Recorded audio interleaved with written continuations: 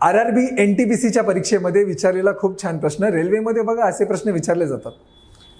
4चा 2n + 1 घात आणि 2चा 3n + 9 घात. तुम्हाला विचारले n ची किंमत शोधा. तुम्ही ऑब्झर्व करा, इथे 4 आहे, इथे 2 आहे.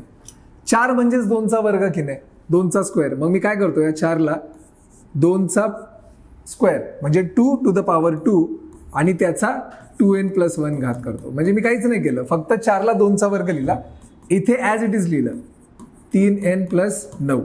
आता घाताचा घात म्हणजे इंडेक्सचा इंडेक्स असेल तर आपण काय करतो, गुणाकार. म्हणजे हा 2 आणि हे सर्व यांचा आपण गुणाकार करणार. बेस तर 2 आहेच, 2 × 2n ते येणार 4n प्लस 2 × 1 ते येणार 2. सिंपल इज इक्वल टू 2चा 3n + 9 घात. आता बघा ना, हा बेस आणि हा बेस म्हणजे दोन्ही पाया समान आहेत.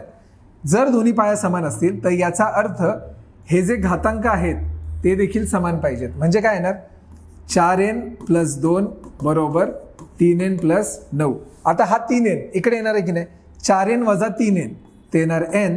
इथे 9 आहे, 2 तिकडे जाणार आहे, करून बघा. 9 - 2 ते येणार आहे 7. म्हणजे nचं उत्तर आलं 7, जे आहे आपलं ऑप्शन क्रमांक 1. आहे की नाही सिंपल? सांगा. व्हिडिओ आवडल्यास नक्की लाईक करा.